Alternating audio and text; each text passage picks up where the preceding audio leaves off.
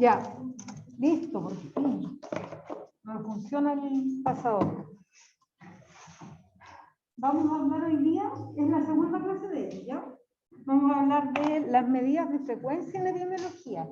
Es decir, vamos a hablar de lo que son las variables, me imagino que lo vieron en su asignatura de metodología, de la investigación, y tuvieron de estadística también, ¿no? Sí, me imagino que esto es como un repaso de lo que ya vieron.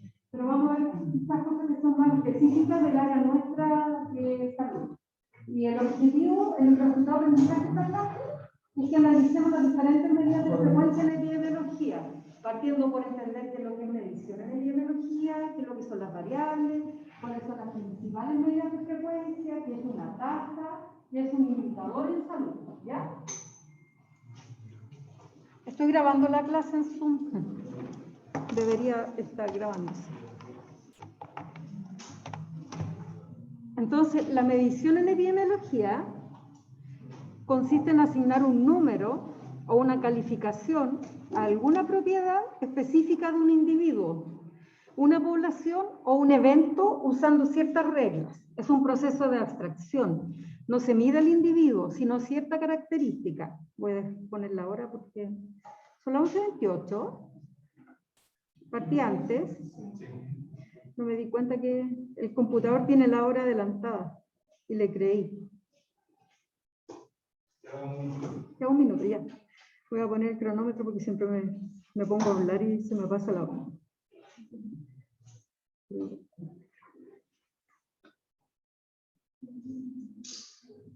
Ya.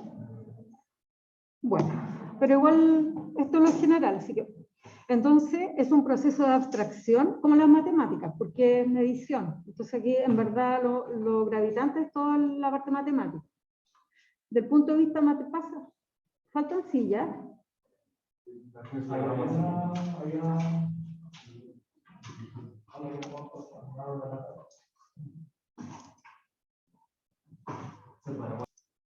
Sí, la voy a parar.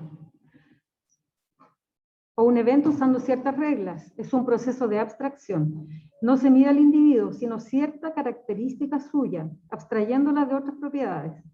No mide a un niño, ¿no? En el contexto sano, por ejemplo, sino que obtiene información sobre la estatura del niño, sobre un paciente, por ejemplo, la hipertensión, sobre la estatura o su peso. Se compara el atributo medido en otros individuos, con el mismo individuo en otro momento, con el fin de evaluar sus cambios en el tiempo o cuando se presenta en condiciones distintas de las originales. Por ejemplo, yo mido un niño en el control sano, a los 2 meses siguientes le hago el siguiente control, lo mido consigo mismo, cómo va esa persona evolucionando, ¿ya? O la otra opción es que yo diga ya, esta es la cifra de presión arterial que debiese tener alguien en un adulto, entre los 30 y los 50 años, estos son los valores.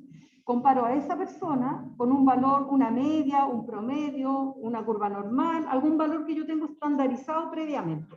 Entonces lo puedo comparar consigo mismo o con una población, por ejemplo. O puedo compararlo con otro estándar que yo defino. Este valor de hemoglobina en este paciente, pero lo comparo con el rango estándar que me da el laboratorio donde yo tomo ese examen. Entonces el laboratorio me dice, para este laboratorio, el valor normal de hemoglobina está entre este y este otro, porque pueden haber diferencias de laboratorio. ¿Ya? La epidemiología siempre es medir, comparar. En general es un estudio de poblaciones, es colectivo. No es como el individuo en sí mismo, como cuando uno lo evalúa desde el punto de vista clínico como médico, sino esto es más poblacional.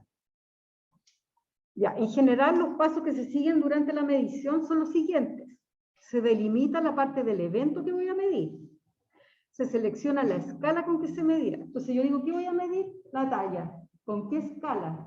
Con una escala continua, una escala ordinal, una escala nominal. Yo voy a decir, por ejemplo, talla baja, talla alta, puedo establecer categorías, o puedo decir en centímetros. La persona mide, o el niño mide 110 centímetros, o puedo decir 1,10 metros. Yo defino con qué escala lo voy a medir, ¿ya? Defino primero qué es lo que voy a medir, segundo, qué escala voy a usar, comparo el atributo medido con la escala y se emite un juicio de valor acerca de los resultados de la comparación. Entonces yo voy a decir, está en esta parte de la tabla, está en esta parte de la tabla, porque tiene un objetivo hacer esa medición, clasificar a ese niño o a ese adulto en un valor normal de lo que estoy midiendo, tiene una presión normal, tiene una talla normal para la edad. Entonces yo hago esas comparaciones con ese objetivo.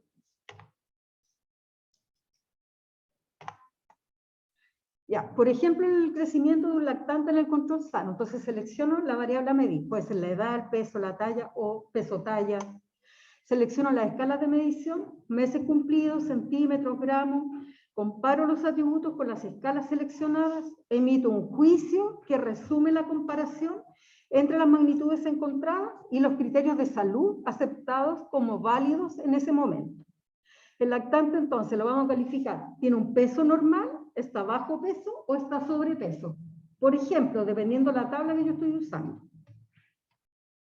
Y elijo la tabla, porque también las tablas, por ejemplo, los controles sanos, las tablas de seguimiento de los lactantes, son diferentes en algunos países. Entonces yo elijo qué tipo de tabla o qué referencia voy a usar. Lo mismo hago con otros parámetros de salud. Elijo con qué lo voy a comparar, con qué estándar lo voy a comparar, ¿ya? Y por lo tanto, para eso tengo que elegir una variable, ¿ya? Yo defino en epidemiología qué variables voy a controlar o a qué variables les voy a hacer seguimiento.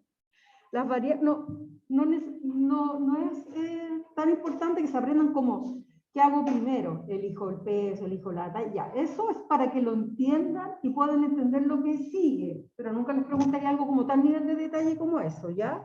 Pero es necesario que lo vayan entendiendo para ir entendiendo lo que sigue a continuación. Entonces, las variables son aquellos atributos o características de los eventos, de las personas o de los grupos de estudio que cambian de una situación a otra o de un tiempo a otro y que por lo tanto pueden tomar diversos valores. Para su estudio es necesario medirlas en el objeto investigado y es en el marco del problema y de las hipótesis planteadas donde adquieran el carácter de variables. De acuerdo con la relación que guardan unas con otras, las variables se clasifican en independientes, que son las explicativas, y las dependientes, o las variables de respuesta. Esto es igual, incluso uno lo ve en estadística, en matemáticas, siempre es igual, cuál es el gráfico y la coordenada que es dependiente e independiente. Cuando se supone que una variable produce un cambio en otra, se considera la primera como independiente o causa, y a la segunda como dependiente o efecto. Fumar, cáncer. ¿Cuál es la variable dependiente? Cáncer. Ya. En los estudios epidemiológicos, la enfermedad o evento es por lo general la variable dependiente, y los factores que determinan su aparición, es decir, los factores de riesgo, por ejemplo, magnitud y distribución son las variables independientes o exposición. Una vez que se han identificado las variables, el investigador debe definirlas de manera operativa, especificando el método y la escala con las cuales llevará a cabo su medición. El uso de variables permite a la epidemiología la elaboración de modelos descriptivos, explicativos y predictivos sobre la dinámica de la salud poblacional. Yo puedo describir solamente una población y decir, en esta población la cantidad de personas que fuman es esta, punto. No estoy tratando de explicar por qué se enferman o si el cigarro determina cáncer, solo digo tanta cantidad de fumadores. ¿Ya? Luego, yo puedo tratar de explicar, asociar, que parece ser que esta población que fuma mucho más que esta otra tiene más cáncer. Entonces hago algún estudio, busco esa explicación. Pero también en otra población yo puedo decir, mira, la experiencia, los estudios nos muestran que si fumas, tienes esta posibilidad de hacer cáncer. Y me sirve como para predecir lo que podría pasar en una población. Ya ahí están como las tres opciones. En los modelos más sencillos, entonces, por ejemplo, los modelos en los que se considera una sola exposición y un solo daño o evento, las variables generalmente se expresan en tablas simples, de dos categorías mutuamente excluyentes, llamadas dicotómicas, representadas por la ausencia y la presencia de la exposición y la ausencia y la presencia del evento, que es la tabla tetracónica típica que uno usa, que en verdad es la más clara desde el punto de vista didáctico y pedagógico, pero en la vida real, cuando uno hace un estudio, normalmente usa un modelo y usa varias variables simultáneas y de cuánto pesa cada variable, ¿ya? Pero lo más importante es como que vayan entendiendo los conceptos. Después, uno se puede usar un programa para definir mi modelo, etc. Estas son las variables. Pueden ser de dos tipos, cualitativas o pueden ser cuantitativas. De las dos variables usamos en salud. Las cualitativas, si sus valores no se pueden asociar naturalmente a un número. Por ejemplo, género, grupo sanguíneo, religión, lugar de nacimiento, fumar sí o no. Y esas son las nominales, ¿ya? Y las ordinales, y no hay una que sea más que la otra. O sea, es hombre o mujer, tiene esta religión o no, o tiene alguna de estas cuatro religiones. No tiene un orden, valen lo mismo, pesan lo mismo y da lo mismo el orden que yo las ponga. Yo podría asociarla a un número, pero no es un número en sentido medición, sino, por ejemplo, en algunos tipos de modelos en epidemiología, uno puede decir, para facilitar el modelo, género, por ejemplo, hombres 1, mujer 2. Y en el modelo pongo 1 o 2, es más sencillo. Pero no tiene significado numérico en la práctica. 2 no es el doble de 1, etc. Pasa a ser un nombre en el fondo. Ordinales. Si sus valores se pueden ordenar como escolaridad, grado de satisfacción, intensidad del dolor. Por ejemplo, uno usa mucho en clínica, le pregunta al paciente, le debe haber pasado alguna vez quizá o a algún familiar, ¿cuánto le duele de 1 a 10? Pero 10 en esa escala no es 10 veces más dolor que 1. Está ordenado en magnitud, 10 es más que 1, pero no es 10 veces más que 1, porque no es matemático, no es el 8 es 2 veces más que 4, no tiene esa representación, ¿ya? Pero sí, 10 representa más que 1 y 10 representa más que 5. Es ordinal, y también la escolaridad. Por ejemplo, octavo básico, cuarto básico, segundo medio, ¿ya? Y las cuantitativas o numéricas. Si sus valores son numéricos, tiene sentido hacer operaciones algebraicas con ellos. Pueden ser de dos tipos. Discretas, si toma valores enteros. Por ejemplo, ¿cuántos alumnos son en su curso? ¿Cuántos son ustedes? ¿35? ¿Ya? 38. Pero no hay 38 y medio, no hay 36,5, no es continua, es 1, 2, 3, no hay valores entre medio, entre los enteros no hay valores. Ya eso lo aprendimos en matemática, yo creo. Y las continuas, entre dos valores hay infinitos valores, ¿ya? Por ejemplo, hematocrito.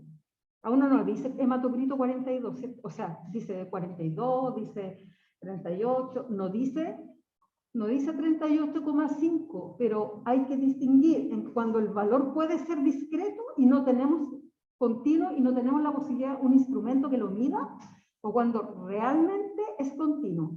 Por ejemplo, ¿han visto el saturómetro cuando uno se toma la saturación de oxígeno en el dedito? Oxígeno capilar. El saturómetro dice 98, 93, 95, no dice 95,7, pero en verdad el oxígeno capilar es continuo. Pero es difícil para el instrumento medir los valores intermedios. O para la interpretación tienen números enteros. Pero igual la saturación de oxígeno es continua. Es solo que no podemos medir, es como la regla. La regla tiene infinitos valores, pero uno no dice tantos decimales, pues uno trata como de aproximarlo, porque es muy difícil tener un instrumento que mida con tanto detalle. Aún así, esa talla o esos centímetros siguen siendo continuos, aunque mi instrumento tenga dificultad para mostrarme el valor continuo, ¿ya? Siguen siendo continuos esos valores. Los discretos son los que realmente no tienen número entre dos valores, que son generalmente las personas. Ya, ejemplos de variables que son continuas: la altura, la edad, ¿qué más? la hemoglobina, la saturación de oxígeno, temperatura, todo eso son continuos. Entre un grado y otro hay infinitos valores. En general los termómetros igual te dan con un decimal, pero la verdad es que uno no se salta decimales, pues un valor continuo. Ya, un pequeño ejercicio vamos a hacer ahora, para asegurarme que van entendiendo.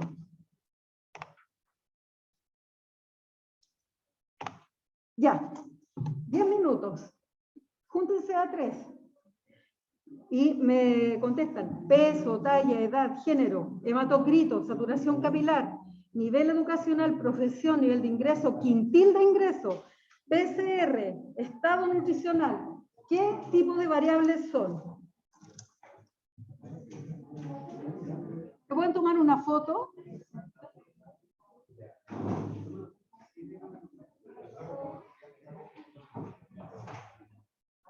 Voy a dejar puesta la tablita de las variables.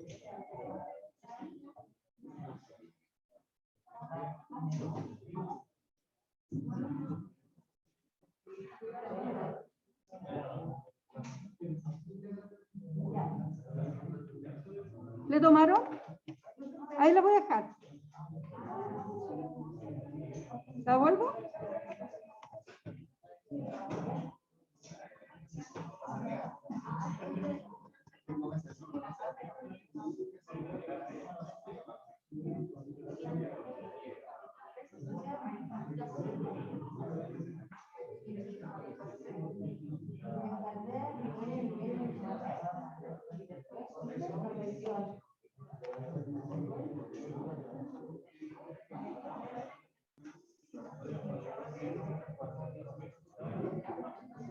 Un minuto por variable.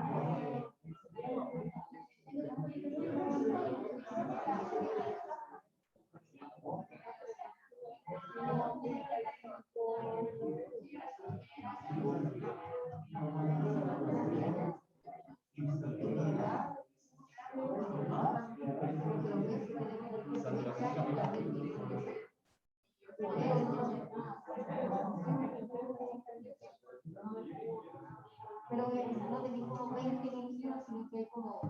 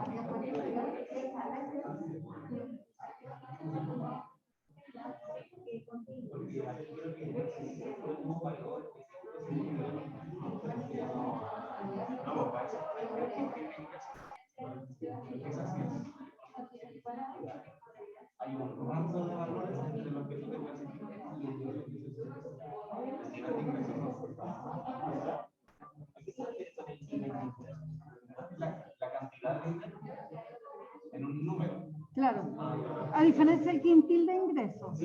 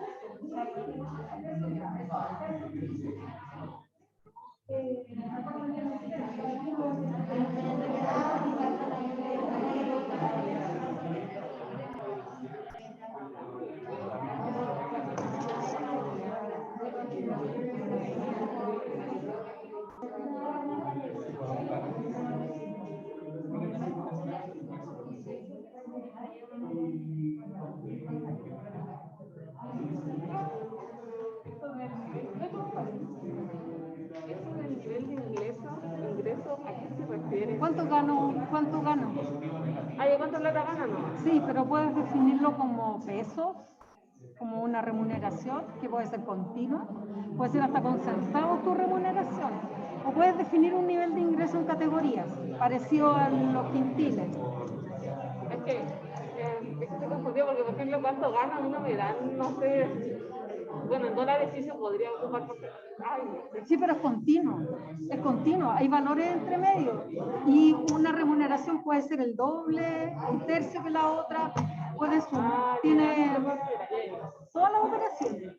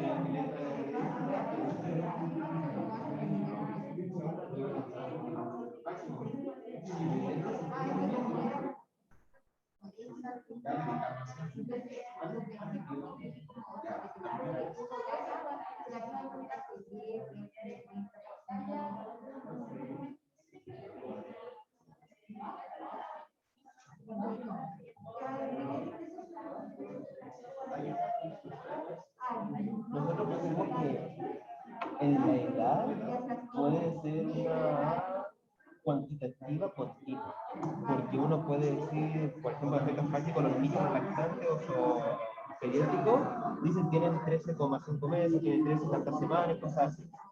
Pero también para efectos prácticos en adultos se convierte en una cuantitativa, sería una cuantitativa discreta, ¿no? La edad es cuantitativa.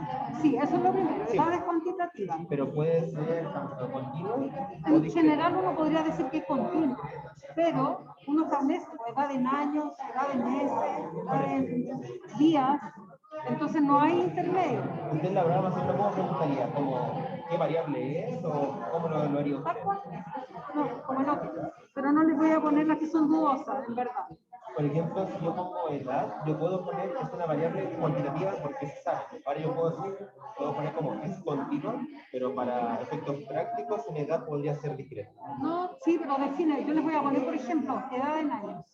Ah, ya. Edad en punto, días. discreta. No les voy a poner así súper concreto. Ah, ya, porque no se edad en equivoquen. años, discreta, edad en días, continua. Sí, Ya. Entonces eso lo va a poner un bien más específico para que sea una o la otra. sí. Ya. Porque lo mismo nos pasó con nivel de ingresos. Porque Generalmente cuando tú buscas la base de datos del INE, nivel de ingresos te salen los montos, los valores continuos.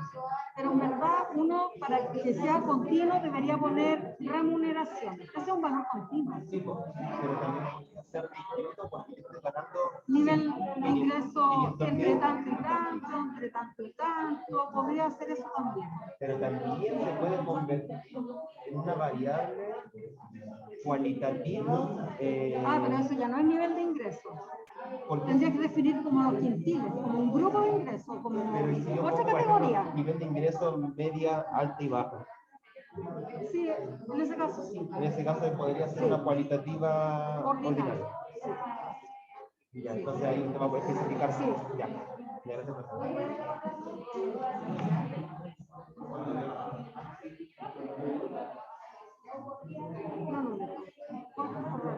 Ya, lo pasamos. Eso de las filtras, yo sé que tiene números, pero a mí me suena más cualitativo por el hecho de que, no sé, el filtro más bajo, el filtro más alto, o cuando te dan las extensiones, las becas, creo que se van como, lo tienen en niveles más que como que el número así como un valor. No son variables cuantitativas. Eso es Quintil no es cualitativo. cuantitativo. Quintil no es cuantitativo. Es ordinario. Sí, es ordinario.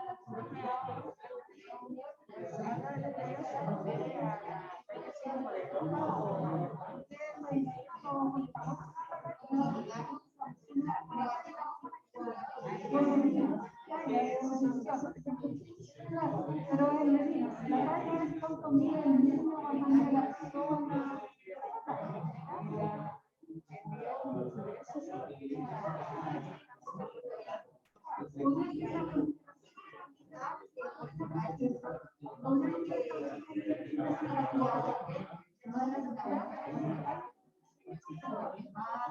Ya, paremos.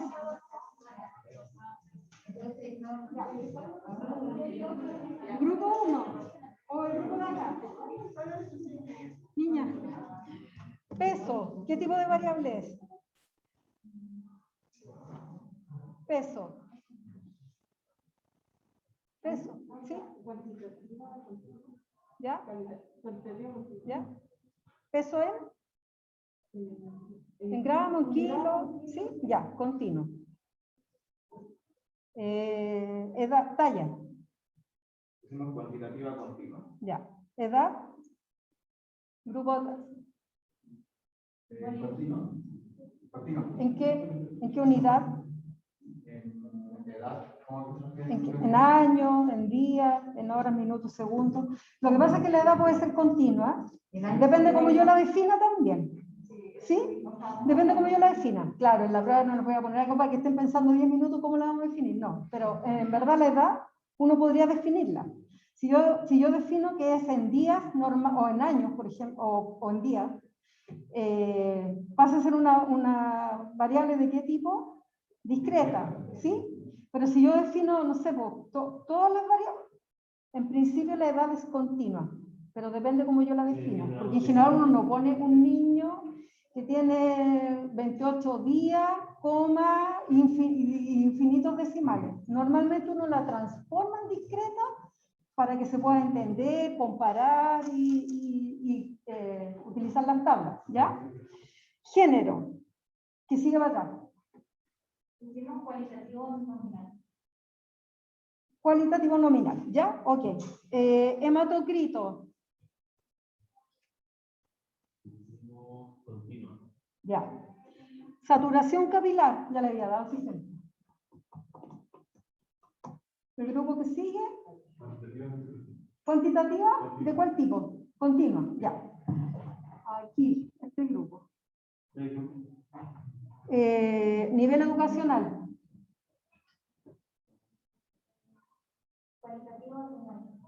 Ya. Si le pongo, por ejemplo, años de estudio, porque uno podría ponerlo de distintas maneras, ¿cierto?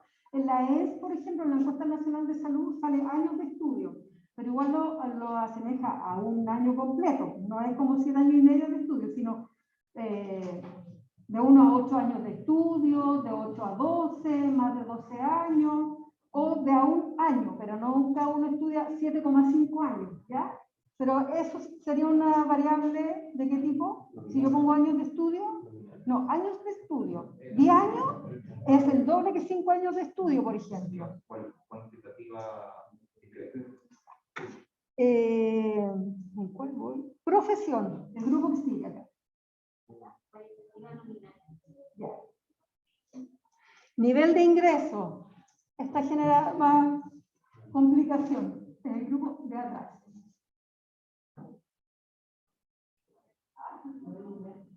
Nivel de ingreso.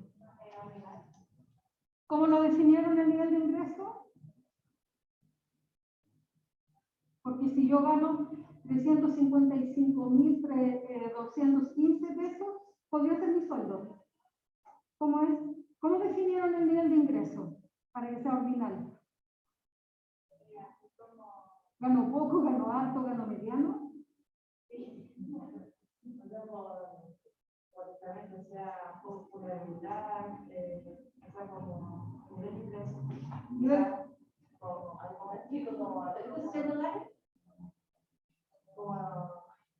¿Cómo?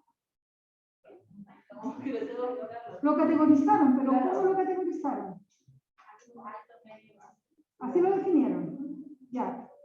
En ese caso sí, es ordinario. Pero si el sueldo, si el nivel de ingreso de remuneración en pesos, ¿cómo es? Definen cómo lo van a decir. Yo les voy a preguntar el detalle para que no se confundan. Pero ¿cómo lo miden? Si les digo ya, con la liquidación de sueldo en la mano, el monto de la remuneración. ¿Cómo sería esa variable? Continua, sí, pero porque de hecho en la remuneración se han visto una liquidación. Viene hasta con centavitos. Sí, pero La remuneración viene hasta con centavos. Sí, pero va a llegar igual a un punto. Y se puede sumar. Una es el doble de la otra, se multiplica por 2. Es como 215 pesos. Sí, salen así.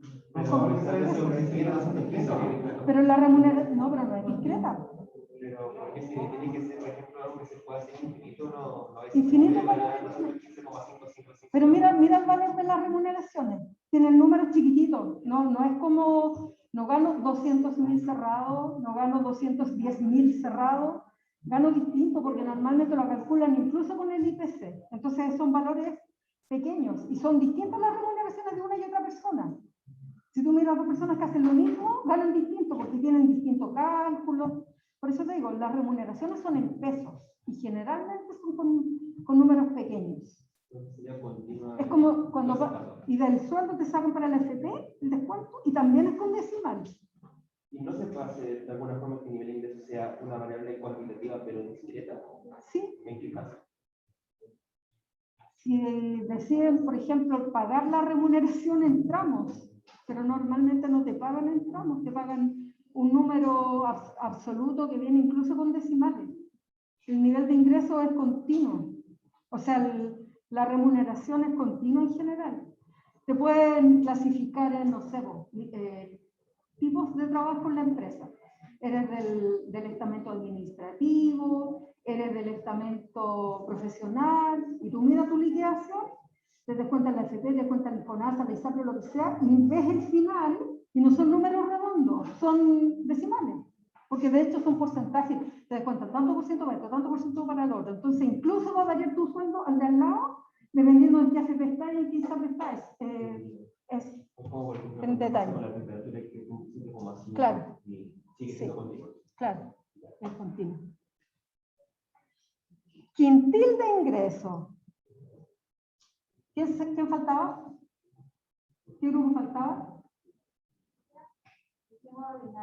¿Ya? ¿Cómo es el quintil de ingreso? ¿Saben lo que es el quintil de ingreso? ¿Qué es? Es de un mínimo hasta un máximo, se dividen en 5 partes. Sí, exacto. En esos quintiles, y esos son intervalos. Tomamos el valor de ingreso en Chile y lo dividimos en 5. Hay un grupo que queda en el quinto, en el segundo, en el tercero, ¿sí? El que está en el quinto gana un monto distinto al primero, pero ya, sí, está claro. Ordinal, sí. PCR, COVID. ¿Cómo es la PCR? ¿Nominal? Perfecto. ¿Positiva o negativa? En el quintil de ingreso no podría ser discreto porque al dividirse en 5 intervalos, 5 tramos, por ejemplo, el primer tramo va del sueldo base, el sueldo mínimo, 310 creo, y hasta 500 lucas, y después el segundo tramo sería de 500.000 hasta 700.000. Pero no son sumables, porque los que están en el segundo y el tercero son número de personas que están en el segundo quintil. Yo establezco el intervalo en estos montos. Adentro hay, no sé, 200.000 personas. Acá hay otra tanta cantidad de gente. Acá hay otra tanta cantidad de gente. Adentro tengo un número de personas que ganan eso. Porque tomo todo el país y digo, esto ganan mis 17 millones de habitantes. Los divido en 5 quintiles y digamos, la fuerza de trabajo ocupada. ¿Ya? Entonces son categorías donde adentro pongo a las personas. Tantas personas ganan, están en el primer quintil, tantas personas en el segundo, tantas en el tercero. Eso es lo que hago en verdad con los quintiles. Eso sería ordinal porque uno digo pero el quinto gana más que el primero, están ordenados, sí, de mayor a menor están ordenados. No es como discreta porque hay la cantidad de personas que están en el primero no es igual a la del segundo ni el doble ni la mitad. Pero sabemos que el primero gana más que el segundo y el segundo más que Claro, el tercero. exacto. Ya. ¿Y estado nutricional? ¿Quién hizo estado nutricional? Todos hicieron. Cualquiera dígame cuál es el estado nutricional. ¿Cuál pusieron de estado nutricional, por ejemplo? ¿Sí? Como, por ejemplo, ¿qué escala medición usaron? Por ejemplo, está bajo peso, está medio Ya, o alto. súper, está bien. Ya, sigamos. La epidemiología, ¿se acuerdan de la definición? Entonces, la epidemiología es el estudio de la distribución, los determinantes de estados o eventos. Esa era la definición, ¿cierto? Entonces, tenemos la distribución, son las medidas de frecuencia.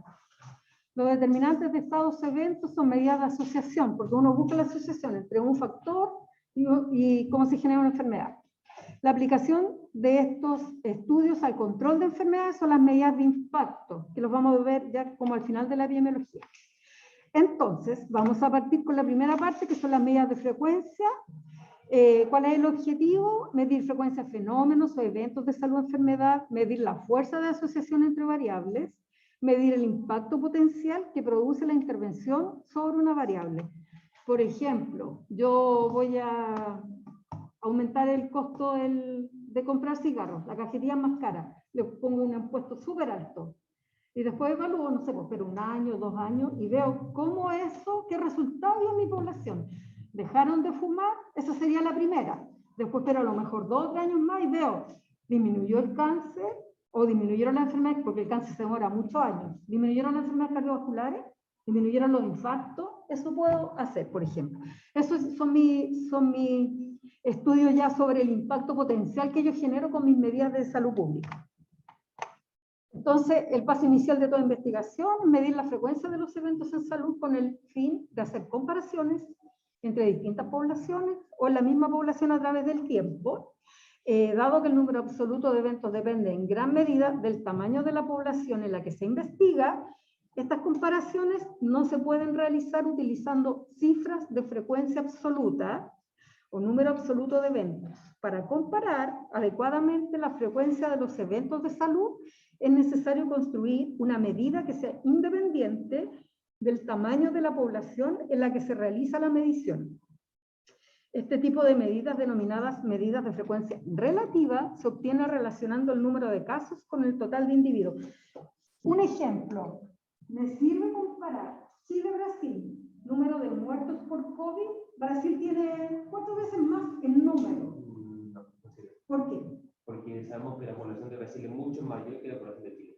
Por lo tanto, necesitamos comparar en relación, de acuerdo a la población que tenemos, para decir si en verdad se mueren más o menos. Por ejemplo, creo que sería un porcentaje, ¿no? Por ejemplo, con la población se está muriendo tanto porcentaje de acuerdo a esta población, tanto porcentaje de acuerdo a la población chilena.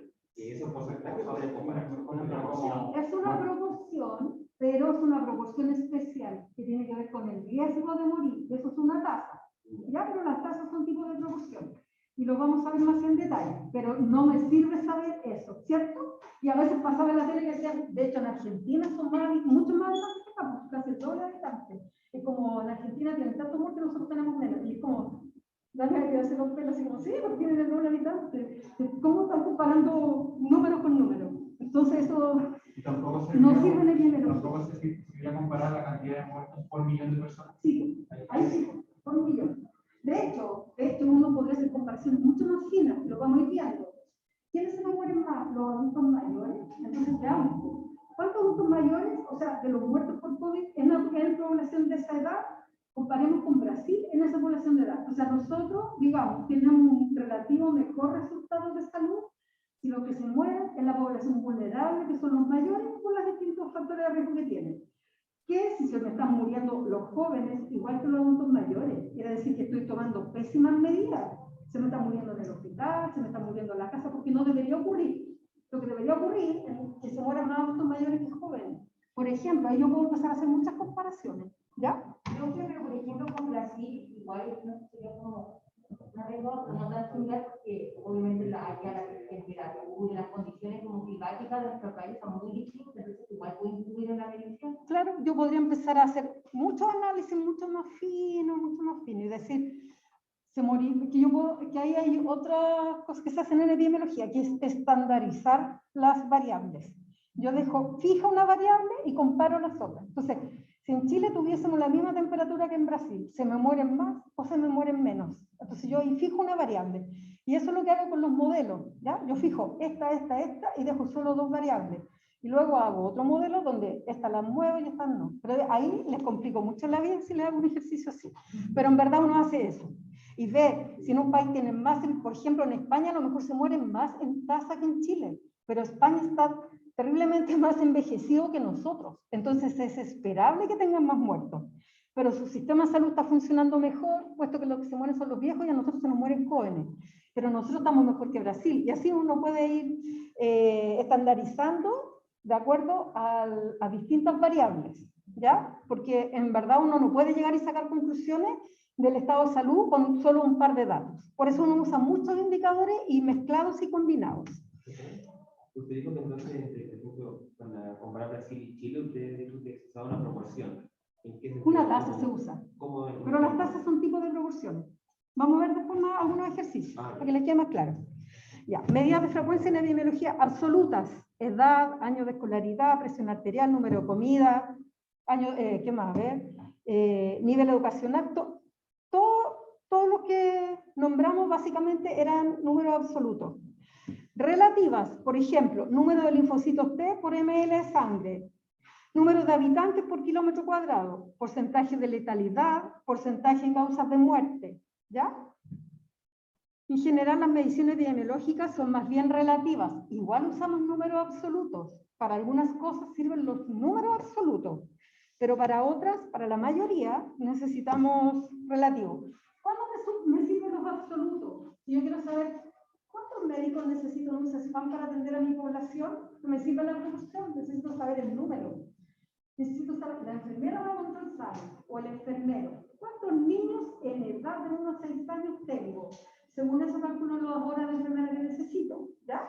Ahí necesito un número absoluto para algunas cosas.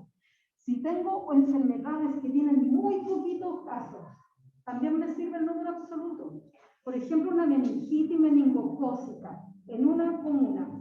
Tengo súper poquitos casos al año. Entonces, para saber qué tengo que hacer con ellos, establecer un protocolo, derivarlo, necesito la ambulancia para eso, no sé, me sirve también el número absoluto. Pero normalmente en epidemiología usamos números, medidas de asociación, frecuencias relativas, porque en verdad no necesitamos comparar. Ya. Otro ejemplo. Consisten en la enumeración de un suceso de interés en la población, área geográfica, servicio, etc. Número de funciones totales que hay en un país X en el año Y, número de accidentes laborales en una empresa, no lo estoy comparando con la otra empresa, sino en esta empresa estoy diciendo cuántos se mueren o se accidentan. Me sirve para estimar requerimientos para la atención y como limitaciones no miden riesgo, no permiten hacer comparaciones entre diferentes poblaciones. Eso ya lo entendieron, ¿cierto? Pero igual vamos a hacer después algún ejercicio. Las proporciones son medidas que expresan la frecuencia con la que ocurre un evento en relación con la población total en la cual éste puede ocurrir. Esta medida se calcula dividiendo el número de eventos ocurridos entre la población en la que ocurrieron. Como cada elemento de la población puede contribuir únicamente con un evento, es lógico que al ser el numerador, el volumen de eventos, una parte del denominador, población en la que se presentaron los eventos, aquel nunca pueda ser más grande que este. Ya se entiende, obviamente en la proporción, el numerador son los eventos en determinada población, por lo tanto, siempre va a ser más chico que abajo. No puede ser mayor que el denominador. ¿Ya? Y es una fracción entonces, donde el numerador es parte del denominador. El numerador es un subconjunto del denominador. Indica la probabilidad de ocurrencia de un fenómeno. Ejemplo, si en un año se presentan 3 muertes en una población de 100 personas, la proporción anual de muertes será 3 muertes en 100 personas. Eso es 0,03. Pero en general las proporciones se multiplican por 100. Normalmente están referidas a un 100%. Letalidad es una medida de la gravedad de una enfermedad y se define como la proporción de casos de una enfermedad o evento determinado que resultan mortales en un periodo especificado. Número de muertes de las personas un número de muertes por COVID, por el número de personas que enfermaron de COVID. Con eso sabemos qué tan grave es la enfermedad, ¿ya? Y entonces, La letalidad. Siempre la preguntan en el EUNACOM. Así que acuérdense de la pregunta. El numerador siempre tiene que ser menor al denominador, ¿no? Es pero menor. puede Siempre. ser igual. Claro. En un caso extremo. Claro, como que tengas COVID y todos se enfermaron de COVID. Y todos murieron. Esa sería letalidad. Ya, La letalidad es diferente. Ya. La letalidad es de los casos, cuántos se mueren. Es muy específica la letalidad, ¿ya? La proporción es de las personas que están disponibles para cuántas se enferman o mueren, ¿ya? Las proporciones expresan únicamente la relación que existe entre el número de veces en que se presenta un evento y el número total de ocasiones en las que se pudo presentar. Les voy a mostrar unos ejemplos para que les quede más claro. Otra medida es la razón. Son magnitudes en que se expresa la relación aritmética existente entre 2 eventos en una misma población o un solo evento en 2 poblaciones. En el primer caso, un ejemplo es la razón de residencia hombre-mujer en una misma población. Esto es muy enredado. Por ejemplo, una razón es un coeficiente entre 2 cosas que son distintas. El índice de masculinidad de Chile. ¿Cuántos hombres por cada mujer? O al revés. ¿Cuántas mujeres por cada hombre? No está contenido ninguno en el otro. Estoy comparando el índice de masculinidad, por ejemplo, en Chile de hoy. Lo comparo con Chile hace 50 años. ¿Cuánto me ha variado el índice de masculinidad? Hoy había más mujeres que hombres. Hace 50 años había más hombres que mujeres. O lo comparo, Chile, Afganistán. Ellos tienen muchos más hombres por cada mujer. ¿Por qué? Porque se mueren muchas mujeres, por las razones que se imaginan. Mortalidad en el parto, todas las enfermedades no se atienden, no tienen ingresos, se enferman y se mueren, son asesinadas, etc. Entonces su índice de masculinidad es muy superior al nuestro, pero ninguno está contenido en el otro. Ni me habla de riesgo, ni es una proporción, pero a mí me sirve cuando hago mi diagnóstico de situación de salud en Chile, índice de masculinidad, y hay otros índices también, ¿ya?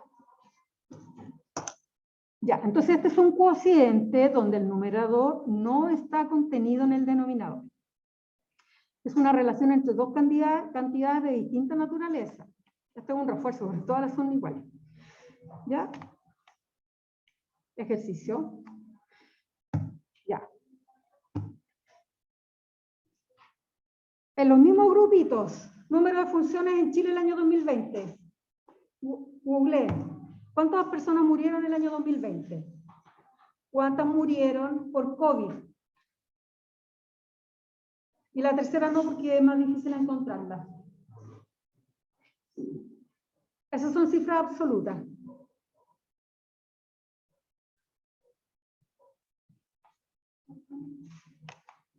Y este ejercicio.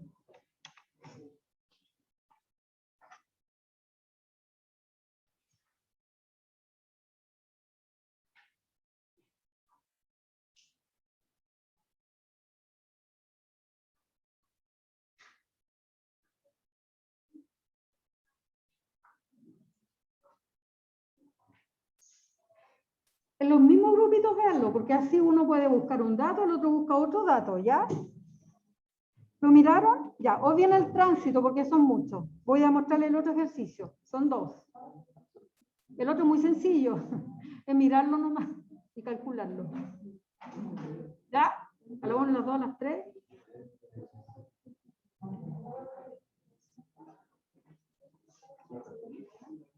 Ya, ese.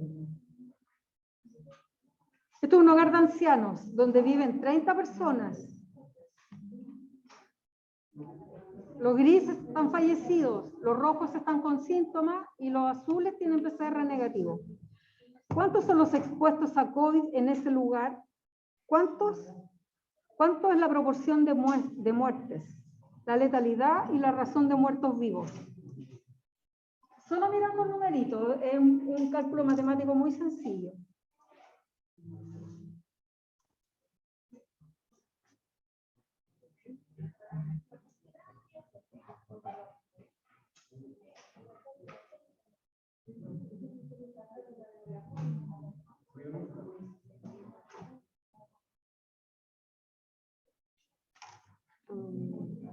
Disculpe por interrumpir la ¿Qué lectura. problema? Me había decir que esperaba que escribiera. No importa, que estoy escribiendo a la decana, pero puedo esperar. Sí, sí, no importa. Eso de la proporción del entendimiento, ¿lo podrías contar? Sí.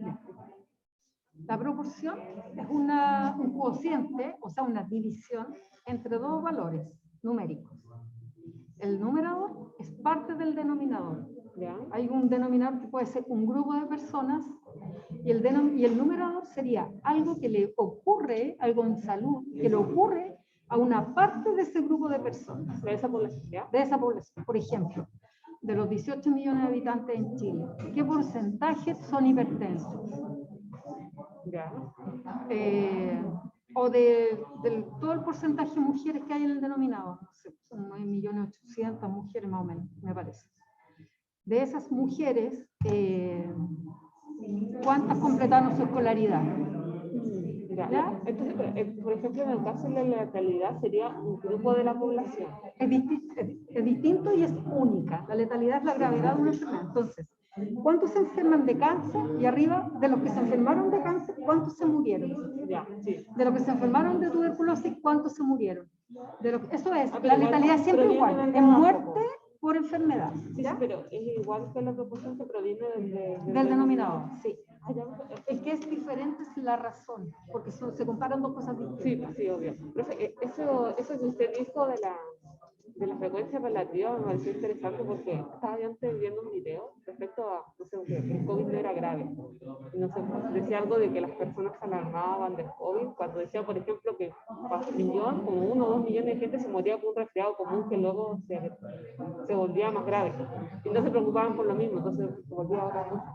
Pero como usted dijo, o sea, ahí no comparó cuánta es la cantidad de contagiados, porque Sí, obviamente no es lo mismo las exactamente. veces se contagia el COVID con un resfriado común que prácticamente todo el Todo el mundo mundo lo tiene. tiene. Sí, Entonces, por eso igual es un número alto. exactamente, sí. Entonces, ahí está. Yo igual lo pensaba, pero por Sí, usted lo dijo. y lo vamos a ver como- después porque de hecho cambió la tasa de mortalidad en Chile. La primera causa de muerte hoy día es COVID. En todas las edades, en todos los grupos etarios. Y de hecho cambió toda la proporción de muerte. O sea, hoy día si uno busca en cualquier dato, primera causa de muerte en Chile es COVID. Sí, fue nuestra Pero principal causa de se muerte sigue ahora. manteniendo eso de que los adultos mueren más, porque me acuerdo que, bueno, cuando empezó la cosa, los adultos morían más, pero no Adultos sé si mayores mueren más. Ya. Siguen muriendo más. Lo que pasa es que igual cambió un poco la composición. Porque después estaban pero- diciendo en las noticias que ahora los jóvenes se enfermaban más. Claro. Pero yo suponía que eso era por la vacuna, y mientras que los adultos mayores la tenían, pero no sé Claro. si mi suposición Pero igual estaba- cambió de nuevo. Es que es muy, como que es muy dinámico. Es muy dinámico. Pero siguen muriendo más los mayores. Ya, listo.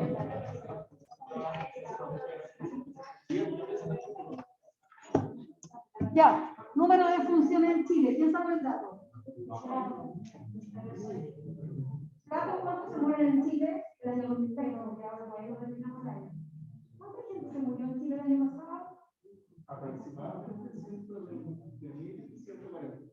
Ya. ¿Eso qué es? Una cifra absoluta, ¿cierto? ¿Me sirve o no me sirve ese cálculo? O sea, me sirve pues, para algunas cosas.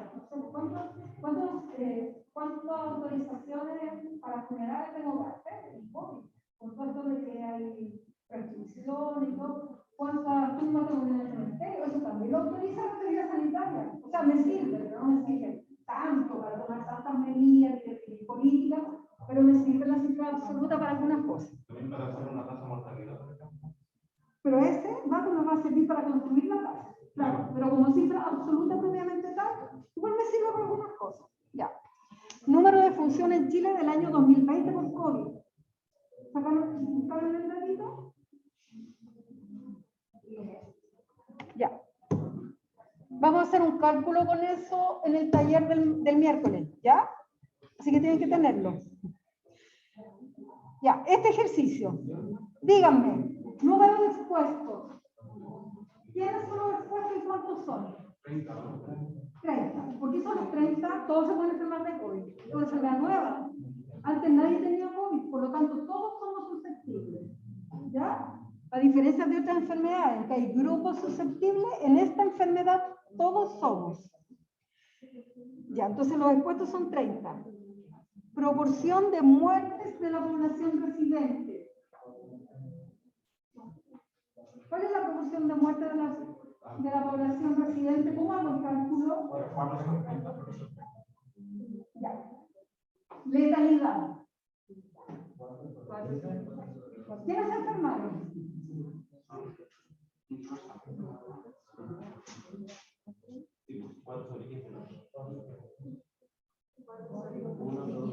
Son 15 Ya. Entonces los que se enfermaron son los rojos más los grises. ¿Sí? Ya. Acuérdate, porque no contestan más, no se equivocan, no entiendo por qué se como dan otro momento. Ya. Entonces el denominador son los enfermos, los rojos más los grises. Y en el numerador, ¿qué sería? Los muertos. Esa es la letalidad, ¿ya? Los que se mueren de los que se enferman de una enfermedad. Ya, redundante, pero. Y la razón de muertos vivos. ¿Cuántos son los muertos? ¿Y los vivos? Todos los demás. ¿Sí? No está contenido uno en el otro, son dos distintos. Estamos solamente comparando. En este caso no me sirve mucho para saber que son muertos vivos. Es para el ejercicio. Pero hay casos que me sirven los índices. Aquí no ¿Cuánto sea 4 sobre 26? ¿Ah? Ya, entonces 4 sobre 26. Claro. 4 sobre 26. Ya, entonces ahora vamos a ver esto. ¿Qué hora es? ¿Era el recreíto? termina a las 13:50, pero en un ratito les doy un recreo. Ya, concepto de esto, vamos a ver otras medidas de frecuencia, ¿ya? Incidencia, prevalencia. Aquí se va poniendo cada vez como más epidemiología, esto es como la base más sencilla. La prevalencia, como concepto, no estamos todavía hablando de tasa de prevalencia. La prevalencia son los casos existentes, tienen que considerar los casos existentes, la población en riesgo, y el punto en el tiempo en que se considera la prevalencia, porque puede ser un punto o puede ser más global. La incidencia son los casos nuevos, también la población en riesgo y también en un intervalo de tiempo. Ambas se pueden expresar como proporción o tasa. Esta es la relación entre incidencia y prevalencia. Prevalencia es el vasito lleno de agua, ¿ya? ¿Cómo se llama esta agüita? La incidencia, los casos nuevos para el trabajo. Entonces, por ejemplo, tuberculosis. Porque el COVID no, las enfermedades que tienen una evolución corta y tienden a ser más bien agudas, no se representan tanto por la prevalencia, porque es muy corto, entonces no me sirve. Entonces uso más bien, la prevalencia es más bien orientada a enfermedades crónicas o de evolución más prolongada. Un cáncer, la tuberculosis, diabetes, hipertenso, ¿ya? Yo lo puedo tener compensado y sanito, pero sigue siendo diabetes, ¿ya? Entonces, ¿cuántos son los diabéticos que tengo en el año 2020? El 21 todavía está en curso. Tengo tantos diabéticos. ¿Cómo es la prevalencia de esos diabéticos? Son los casos que tengo desde hace 5 años, 10 años, todos los casos que tenía desde antes, más los nuevos diabéticos que yo diagnostiqué, ¿ya? Si suben a la prevalencia. Y también salen casos de la prevalencia. ¿Quiénes salen de la prevalencia? Los que fallecen. ¿Qué más? Los que se mejoran. Pero hay otras cosas que pueden hacer variar mi prevalencia también. Las migraciones de poblaciones. A mí se me pueden 1000 personas y justo de los que se van un montón de personas que son diabéticas. Se me disminuye la prevalencia, disminuye los casos en mi base, ¿ya? O sea, la incidencia siempre son los casos nuevos. ¿Ya? La incidencia siempre son los casos nuevos. La prevalencia son los nuevos, más los que ya tenía, menos los que salen por alguna razón. Generalmente, o porque están de alta, o porque fallecen. Pero hoy día el tema de las migraciones también genera cambios en el perfil epidemiológico, ¿ya? Eso en general. Ya, entonces, aquí tengo la incidencia, esta es la prevalencia, ¿cierto? Entonces, la inmigración también me genera ganancia de casos, porque me pueden llegar casos con enfermedades, de hecho hay enfermedades nuevas, que antes no teníamos muchas acá, y que se van agregando. Y salen por curación, letalidad, emigración. Hay distintos tipos de prevalencia, puede ser puntual. Entonces yo quiero saber, hoy día, en el mes de, el mes pasado, en el mes de julio, solo quiero saber el mes de julio, ¿cuál es la prevalencia que tenían los fumadores en Chile? Para algo, no sé, se me ocurre hacer un estudio y quiero comparar este julio con el julio de hace 2 años. Entonces quiero saber mi prevalencia de julio. Eso es puntual, ¿ya? Es en este momento, saco un pedacito del periodo y mido en este momento. Prevalencia periodo, cuántas personas han tenido la enfermedad en algún momento dado durante un cierto periodo. ¿Ha fumado alguna vez durante los últimos 3 meses? Es un periodo un poquito más largo, ¿ya? Y la prevalencia de vida, ¿cuántas personas han presentado alguna vez la enfermedad en algún momento de su vida? ¿Ha fumado alguna vez en su vida? ¿Ya? La que más usamos es la prevalencia de periodo, pero todas nos aportan información. Y dependiendo de lo que yo quiera estudiar, puedo usar cualquiera de las 3. Ahí hay un ejemplo. Fecha de diagnóstico, fecha de fallecimiento y la fecha de recuperación. El mismo esquemita, mirado de otra manera. Ya. Hay una relación entonces entre la incidencia y la prevalencia de una enfermedad. La prevalencia es la incidencia por la duración. Factores que determinan la incidencia observada. La virulencia, por ejemplo. ¿Qué tan grave es el agente que enferma a mi huésped? La virulencia es una capacidad que tiene el agente. El acceso a la atención de salud, porque si tengo una buena atención, voy a dar de alta a mis pacientes, se van a mejorar. Si tengo una mala atención, a lo mejor van a fallecer. También van a salir, pero por distintas razones. Dependiendo del problema, la percepción que tiene la población. Eso significa que si para la población hay una enfermedad que no es un problema, no lo identifica como algo que le preocupe, puede que no consulte y por lo tanto no hago el diagnóstico. Y están los casos por ahí, pero yo no los conozco porque no han consultado para hacer el diagnóstico, ¿ya? Uno incluso puede estimar eso. Probablemente hay personas en la población que son hipertensos, no consultan, no se tratan y van a debutar con una crisis hipertensiva, con una ACV, con una insuficiencia renal, porque antes no los pesquisamos. Porque a esas personas o a un grupo de la población la hipertensión no les genera mucho ruido. En cambio, hay otras enfermedades que preocupan mucho. Por ejemplo, la ETS. Normalmente los pacientes hombres consultan por ETS. Es algo que los preocupa. Siempre consultan. Es un comportamiento de género, pero consultan por eso. Por ejemplo.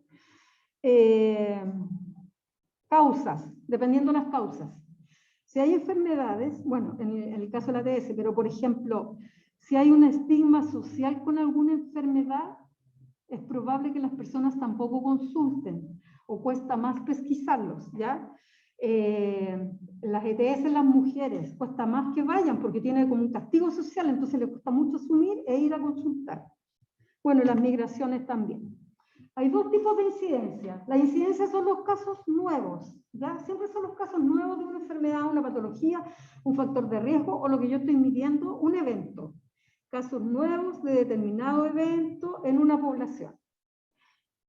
Puede ser la incidencia acumulada o puede ser una densidad de incidencia o tasa de densidad de incidencia. La incidencia acumulada, el denominador de la incidencia acumulada es el número absoluto, esta es la más sencilla, el número de personas que tienen el riesgo en los casos nuevos, incidencia acumulada.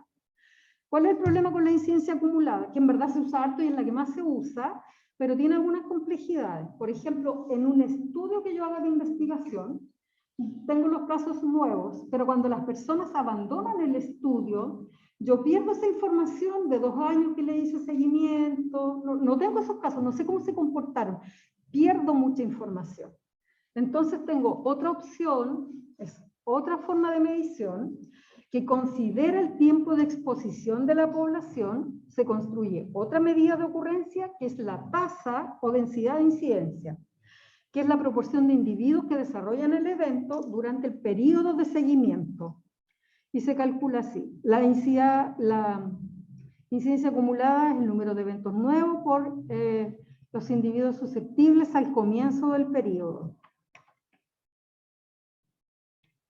Ya. Y la incidencia acumulada son los casos nuevos a fin del periodo. Por ejemplo, yo parto con estas personas en mi tiempo cero de estudio. Hay eventos, ocurren eventos durante el periodo de seguimiento. Los casos nuevos al fin del periodo son eso. Esa es la incidencia acumulada, ¿ya? No importa cuándo aparecen ni el tiempo observado en cada individuo. Es una proporción, se suele expresar como porcentaje y depende del tiempo de seguimiento. Aquí hay un ejemplo. Durante 12 meses, a un grupo de 6 individuos que han sufrido una ACV, los vamos a vigilar porque, al igual que el infarto, en el primer periodo de tiempo es cuando tienen más recidivas. Entonces los observamos y vemos cuántos de ellos tienen una recidiva, vuelven a tener una ACV en los primeros 12 meses, o vuelven a infartarse en los primeros 12 meses, ¿ya? En relación a esto yo podría hacer un estudio en que le indico un fármaco y veo cuántos recidivan y cuántos no de los que están tomando el fármaco, por ejemplo. Pero me interesa saber cuántos se vuelven a enfermar el primer año de vida, después que yo le doy el alta. Entonces aquí me muestra, por ejemplo, que los rombitos, estos son recidivas, vuelven a tener una ACV el primer año de alta o los primeros 12 meses del estudio. Y los verdes, los pacientes que se van, que yo los pierdo, que se cambiaron de casa, de ciudad, que nunca más vinieron a control, los perdí por cualquiera de esas razones. Entonces, por ejemplo, el paciente B, este yo lo seguía, el paciente A, y tuvo una recidiva en este periodo, ya en el mes, llegando al mes 4. En cambio, el paciente B desapareció cuando llevaba 2 meses y medio de alta y lo perdí. No voy a poder saber si el paciente tuvo una recidiva o no. Perdí el paciente. El paciente C pasó todo el año y no tuvo una recidiva de ACV. El paciente D lo perdí cuando llevaba 8 meses de seguimiento. El paciente E tuvo una recidiva llegando al 6º mes. ¿Ya? Entonces ahí uno podría decir que la incidencia acumulada durante el periodo de seguimiento son 2 personas, ¿cierto? Pero no sé qué pasó con los otros que perdí. Sí, toma. Sí, pero en verdad son 12 meses. Ya, aquí está la densidad o tasa de incidencia, que es el número de eventos nuevos, pero aquí considero todos los meses que yo estudié a todas las personas. Considero el tiempo de una persona que estuvo en el estudio hasta que se fue, pero considero ese tiempo, lo uso, lo sumo, y puedo saber lo que pasó en todo ese tiempo con todas las personas que tuve en el estudio. ¿Cuáles son las propiedades de esta tasa? Mide velocidad de ocurrencia de un fenómeno o evento, no la probabilidad. Numéricamente solo tiene límite inferior que 0. El límite superior puede ser infinito, por lo tanto no puede ser una probabilidad, ya que esta se mueve entre 0 y 1. El valor de la densidad de incidencia puede cambiar al cambiar la unidad de tiempo considerada, años, meses, días, horas, etc. Un ejemplo. Para este ejemplo, que es el mismo caso, yo tendría, primero aquí, tengo cuántos meses estudié cada uno de estos casos, ¿ya? ¿Cuánto tiempo estuvo en el periodo cada uno de estos casos? Y tendría los 2 casos que tuvieron la recidiva en 40 meses de estudio si sumo los meses de cada persona. Entonces, en este caso, es 2 partido por 40 meses de observación. Meses, persona, observación. Porque sumé todos los meses de las mes por mes. El mes de cada persona que estuvo en el estudio, lo sumo al denominador. No solo el número de personas que estuvieron en el estudio, sino los meses de cada persona. Valora el tiempo que cada persona permaneció en el estudio. Yo no evalué 40 meses cada uno, sino que evalué los 12 meses cada uno. Claro, o sea, lo que tuvo cada uno. Pues si yo estuve 5 meses en el estudio y me fui, cuentan mis 5 meses. En esos 5 meses yo no tuve recidiva. Se suman al estudio, se suman todos los meses. ¿Cuándo me sirve esto? Por ejemplo, cuando yo hago un estudio, vamos a ver ejercicios en el taller. Si yo quiero saber, por ejemplo, en un periodo de tiempo, ¿cuánto demora una persona en tener determinada enfermedad? Puedo valorar los meses que demora la persona en tener una enfermedad. No solamente si la tuvo o no la tuvo en ese periodo de tiempo, ¿ya? Por ejemplo, puedo decir, tengo una tasa de incidencia de 5. Tengo tantas personas y 10 personas se enfermaron. Esa es mi incidencia. Pero ¿cuánto demoraron en enfermar esas personas? Tengo otra tasa. Esas personas demoran 8 meses en enfermar de determinada patología en relación a un factor de riesgo. Lo vamos a ver después con un ejemplo, ¿ya? Me sirve para valorar el tiempo que alguien permanece en un estudio cuando abandona el estudio, pero también para calcular el tiempo que tarda una enfermedad en aparecer. Bueno, ahí hay distintas tasas de incidencia de algunas enfermedades. Ya, 10 minutitos de descanso. 15 minutos de descanso, ¿ya?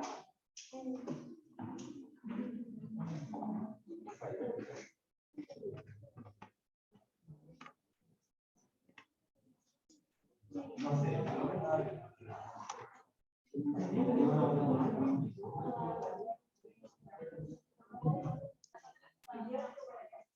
Ya, sigamos.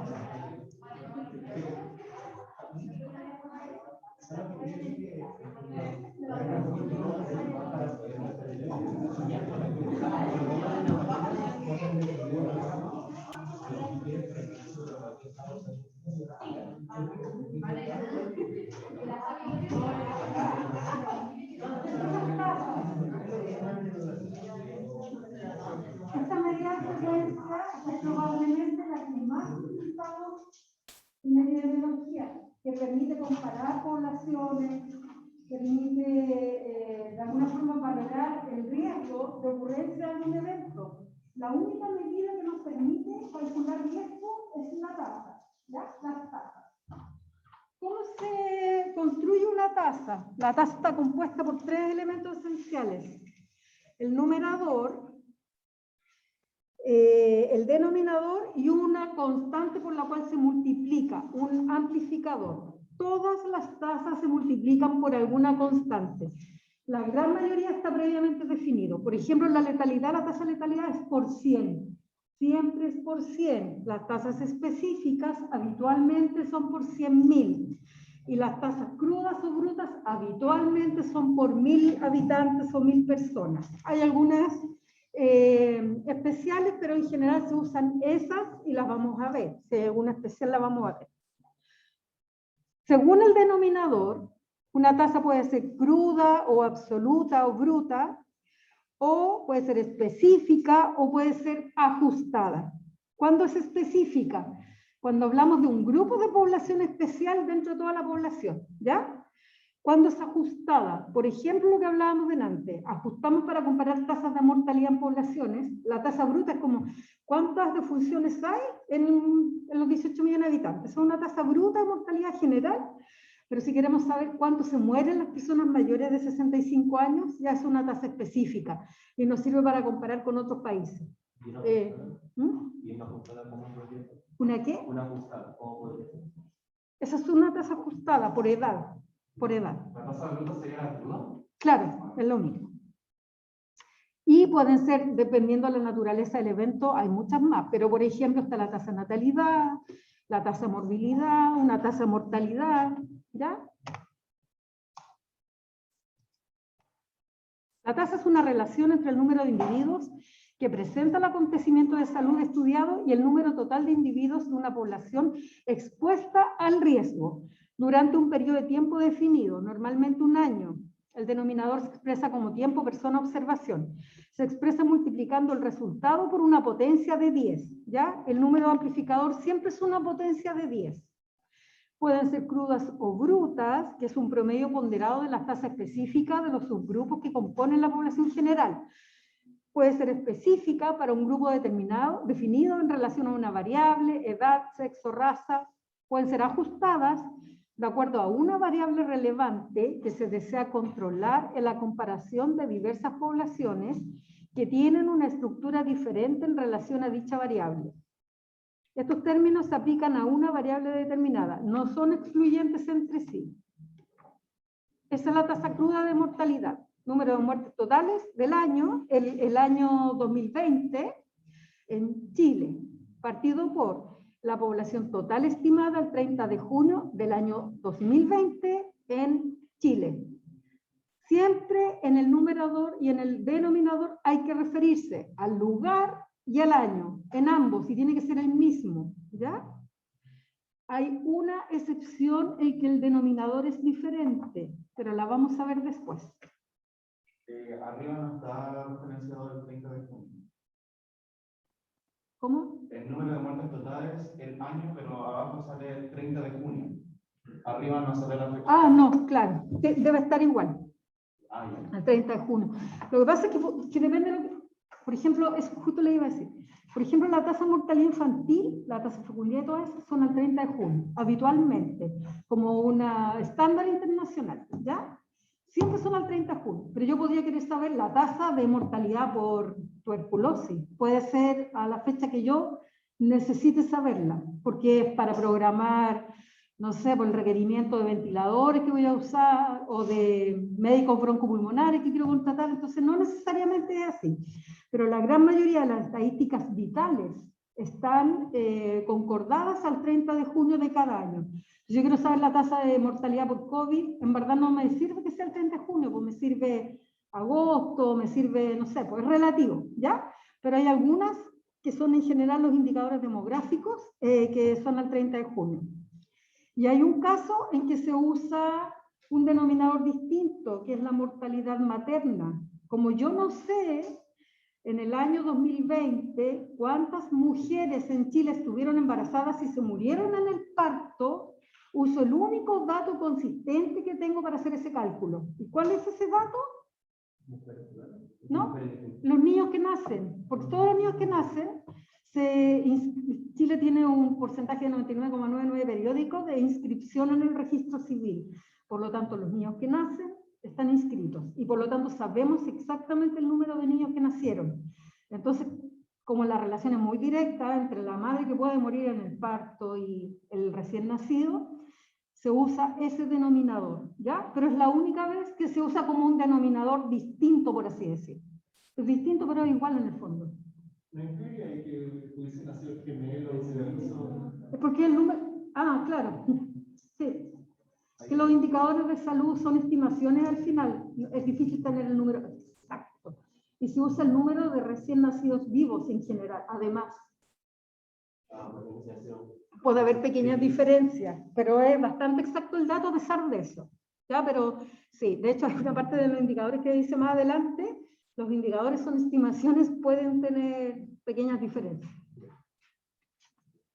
Y, por ejemplo, si uno compara la tasa de mortalidad infantil con otro país, hay países que tienen muy mal registro de las estadísticas vitales. Entonces podemos estar comparando algo que quizás no es tan comparable, pero son los datos que tenemos de comparación internacional igual.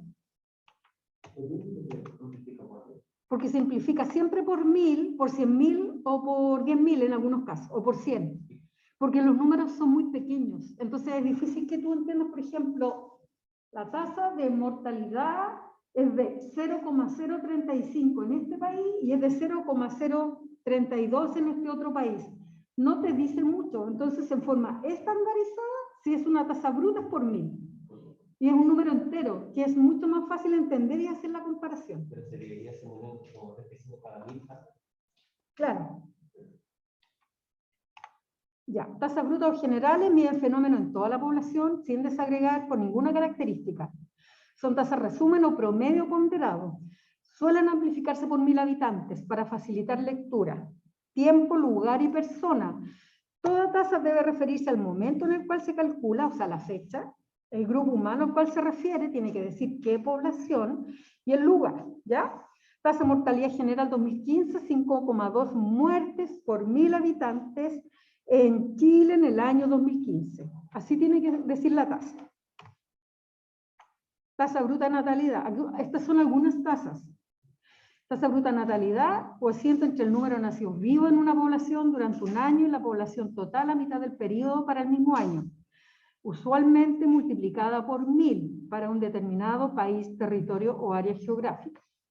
Unidades de medida por 1000 habitantes. Son tasas para un grupo específico de la población, por ejemplo, un grupo de edad, un sexo, una ocupación, una etnia, o bien para una causa específica de muerte o enfermedad. Debe haber correspondencia entre el numerador y el denominador, misma fecha, mismo año, misma población, si no, no son comparables. ¿Ya? Bueno, es lo mismo, pero como detallado 10 veces, como reforzarlo. Requerimiento, numerador específico, mortalidad por una enfermedad cardiovascular, según sexo, etcétera, porque esas son las tasas específicas. Y un denominador específico, lo mismo, población expuesta al riesgo debe haber correspondencia entre... Ejemplo, ¿me sirve saber la mortalidad general del país por cáncer cervicuterino? ¿Podría servirme? Ya la comparo con, no sé, Argentina, pero es como... Porque en verdad no todas las personas de la población van a tener un cáncer cervicuterino, ¿cierto? Principalmente, ¿quiénes van a tener un cáncer cervicuterino? Las mujeres, ¿sí? Y dentro de las mujeres, el mayor porcentaje se concentra en una edad determinada de la vida, ¿sí? Generalmente usamos después de los 15, antes de los 65, pero en rigor es el riesgo de tener un cáncer cervicuterino es en mujeres. Entonces ahí no me sirve mucho una tasa cruda. ¿Para qué me sirve saber de qué se muere la población en Chile esta tasa de mortalidad? Si no igual que el cáncer de próstata, ¿me sirve saber la tasa general de mortalidad por cáncer de próstata? Si la mitad de la población no tiene próstata, no me sirve mucho. Entonces hay una tasa específica, ¿ya? Una tasa específica de una enfermedad, de esa enfermedad es por sexo, ¿ya? Y así hay otras, por la tasa de fecundidad también es una tasa, pero en la práctica son las mujeres las que van a tener los hijos, entonces se usa tasa de fecundidad. Personas mayores, personas de calidad para divulgar todo, ¿no? Claro. Ya. La tasa de mortalidad específica por sexo. Yo tengo una tasa de mortalidad en general en Chile que es un poquito sobre 5, pero quiero saber si se mueren igual los hombres y las mujeres. Entonces hago una tasa específica por sexo. ¿Cuál es la tasa de mortalidad de las mujeres y cuál es la tasa de mortalidad de los hombres? ¿Cuál es mayor? ¿Qué creen? ¿Quiénes se mueren más? Por tasa, sí. ¿Se mueren más los hombres o se mueren más las mujeres? Los hombres se mueren más que las mujeres. De hecho, tenemos una esperanza de vida, una diferencia como 5 años, y hay varias tasas específicas, por accidente y por otras cosas se mueren más los hombres. Esas son tasas específicas por sexo. El denominador y el numerador llevan solamente un sexo, ¿no? Hombres, muertos, mujeres. O sea, hombre, hombre, mujer, mujer, ya son específicas por sexo. La tasa de mortalidad infantil es un cociente entre el número de muertes de niños menores de 1 año de edad en un determinado año y el número de nacidos vivos en el mismo periodo para un determinado país, territorio o área geográfica por 1000. Esta tasa siempre es por 1000. La tasa de mortalidad infantil puede también ser definida como la suma aritmética de la tasa de mortalidad neonatal, precoz y tardía, más la posneonatal. ¿Por qué se usa como? Porque son los menores de 1 año. ¿Por qué se usa como denominador los nacidos vivos? Si nació en mujer en un momento. Es porque es el dato más exacto que tenemos, ¿ya? Es difícil llevar la cuenta de los niños hasta que cumplen 1 año. Uno tendría que rescatar los carnets de control o la ficha de los CEFAM. Entonces, el dato duro que tenemos es los nacidos vivos. Distinto es cuando fallece un niño menor de 1 año, el dato está. Las defunciones también son muy exactas en Chile, el número de funciones. Entonces, es fácil sacar ese dato. Número de menores de 1 año que mueren partido por. Es en la misma tasa, se calcula igual en todas partes en el mundo en todo caso, ¿ya? Así que comparamos lo mismo. Ahí está el ejemplo de la tasa de mortalidad infantil, está la tasa de mortalidad neonatal, la tasa de mortalidad infantil tardía o posneonatal. Ya. Son las tasas más importantes y les voy a explicar por qué son importantes. Bueno, la mortalidad infantil en Chile ha disminuido drásticamente en los últimos, desde principios del siglo hasta ahora. Hay cambios muy notables. Lo vamos a ver en más detalle en salud pública después en todo caso. Pero es importante saber que la mortalidad infantil es uno de los indicadores de salud más importantes porque representa el nivel de salud de un país, porque mide varias cosas simultáneas. Mide, por ejemplo, el nivel socioeconómico de los padres.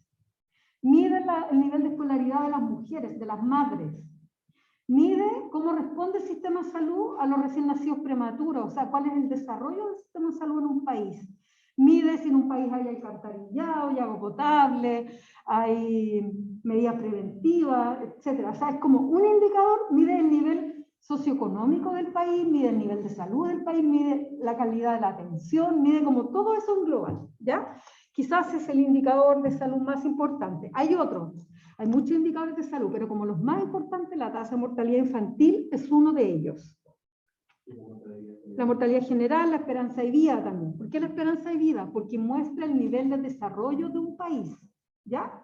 Un país que esté muy incipiente de desarrollo tiene una esperanza de vida muy chiquitita. La esperanza de vida en Haití es menos de 50 años, es terrible. Es como que estamos hace 100 años, o sea, es un país que está hace 100 años desde el punto de vista de los indicadores de salud, si lo comparamos con Chile, ¿ya?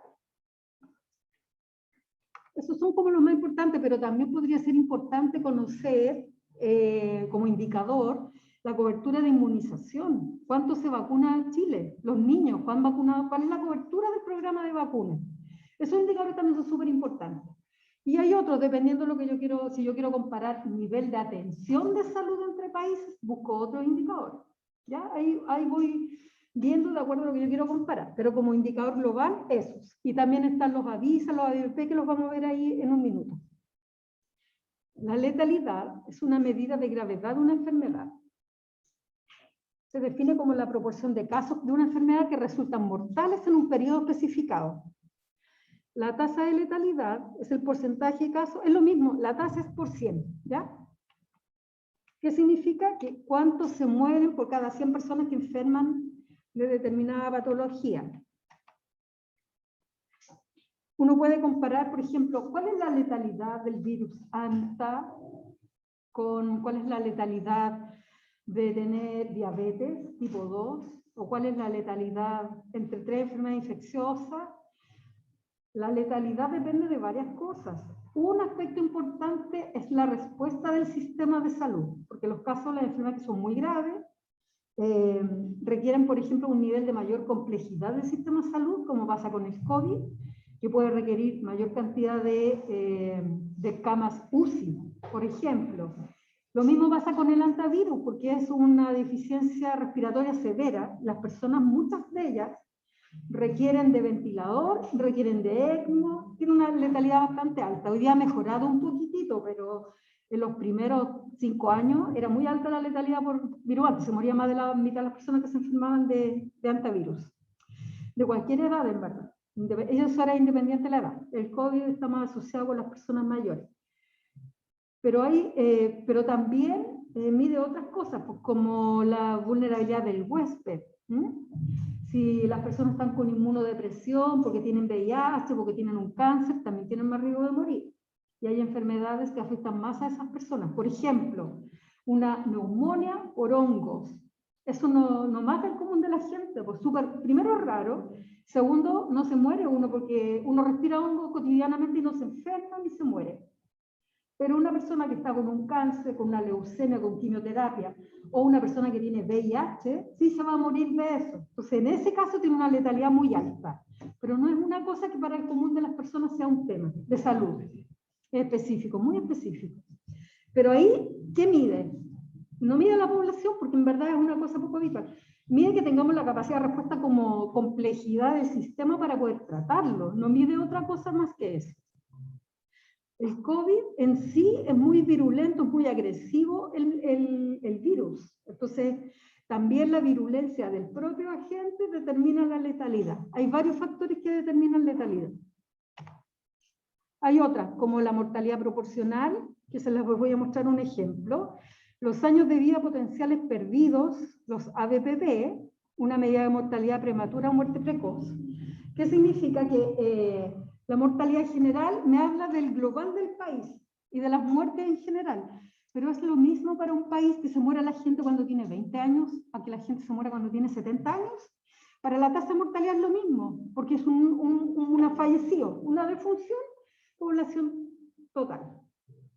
Pero si la gente se muere a los 20 años porque hay una enfermedad que mata a la gente a esa edad, va a variar. El ABPP es un indicador de mortalidad, pero es más específico y me muestra otra información que no es tan general, no es tan global, es más específica, me muestra más detalle. ¿Cómo se está muriendo la gente en mi país? ¿Se mueren jóvenes o se mueren a la edad esperable?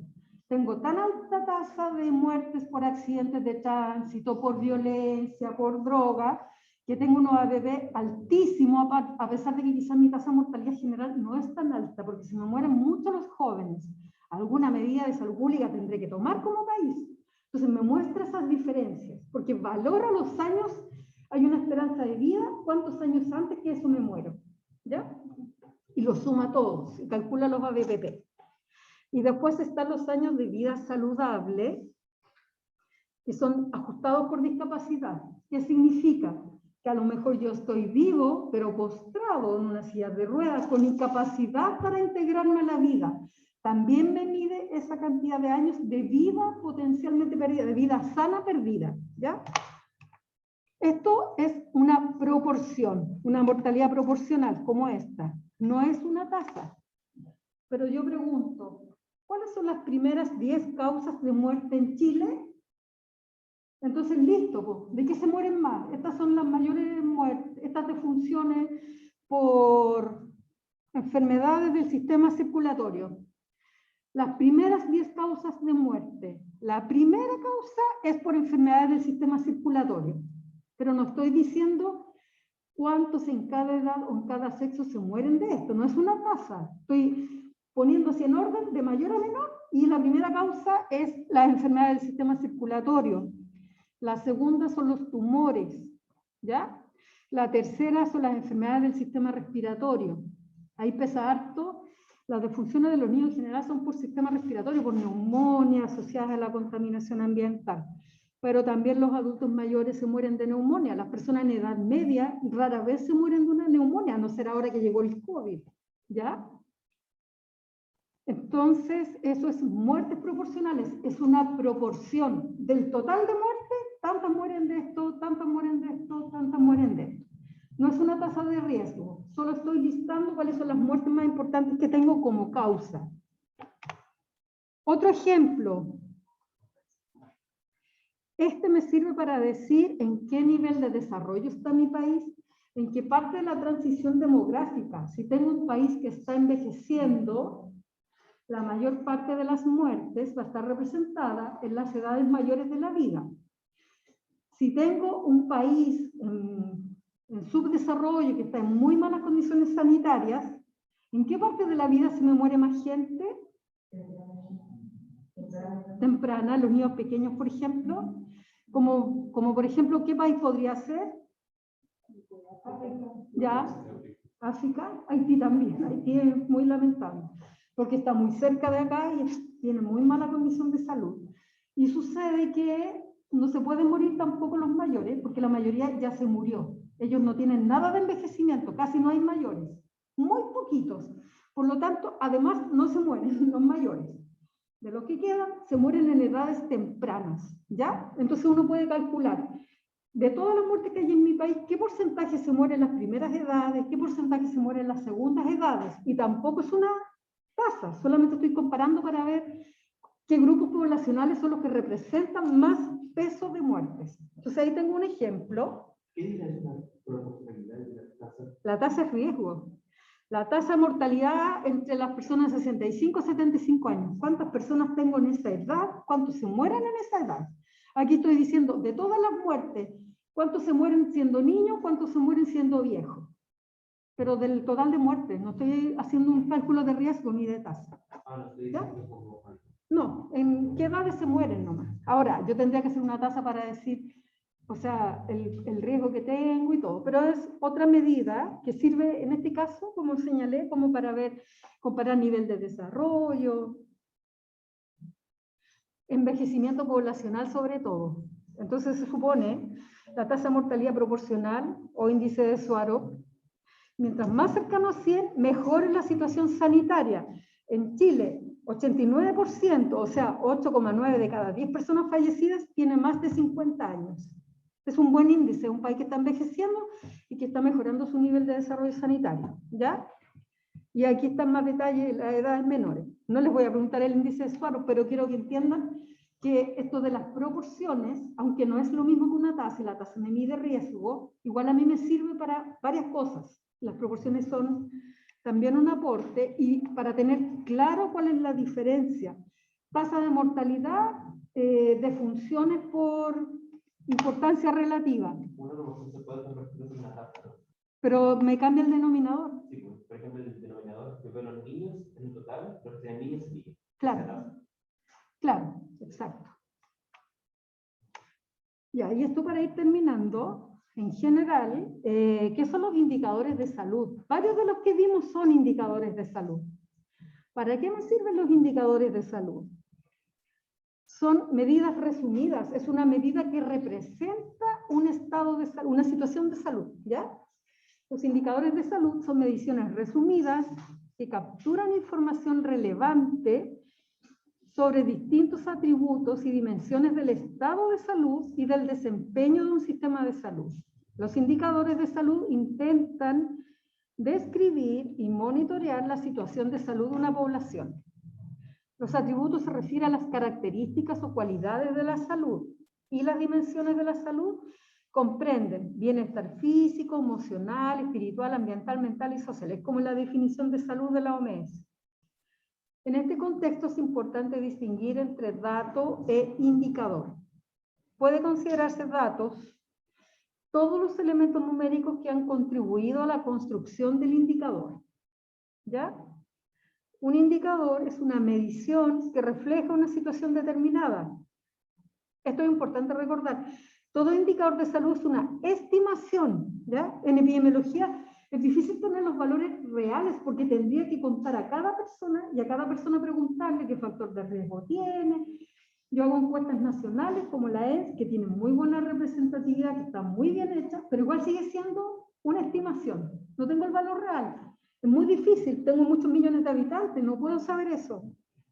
Puedo aspirar a una encuesta con una muestra grande, pero más que eso no. Tampoco tengo el valor exacto, se me puede escapar un muerto, o como tú dijiste, puedo tener gemelos, una mujer tuvo 2 hijos. Puede ser, hay imprecisiones. Entonces usamos muchas técnicas para tratar de tener menos imprecisiones, achicar el error, que la estimación sea más sólida, ¿ya? Y vamos a ir viendo a través de epidemiología cómo vamos abordando esas posibles imprecisiones. Ya, entonces es una estimación de una dimensión determinada de la salud en una población específica. Y pueden ser positivos o negativos. ¿Cuándo es positivo? Cuando mantienen una relación, asociación o correlación directa con el estado de salud. Mientras más sea su magnitud, mejor el estado de salud. Por ejemplo, la esperanza de vida. Mientras más grande la esperanza de vida, es mejor el nivel de salud. ¿Ya? Al revés de lo que pasa con la tasa de mortalidad, que es negativo, pues si me aumenta la tasa de mortalidad, es peor mi nivel de salud. Pero es como bien, como lógico el significado, ¿cierto? Los positivos representan un mejor estado de salud. Otro ejemplo son la proporción de casos de tuberculosis curados, claro. Mientras más tuberculosis curada, mejor mi nivel de salud. Si aumenta la cobertura de vacunación, también mejora mi sistema sanitario, ¿sí? Y los negativos, cuando mantienen una relación, asociación o correlación inversa con el estado de salud. Cuanto mayor sea su magnitud, peor será el estado de salud de los sujetos de esa población. Como ejemplos tenemos la tasa de mortalidad infantil, la razón de mortalidad materna, la tasa de incidencia del SIDA y la proporción de abandono del tratamiento de tuberculosis.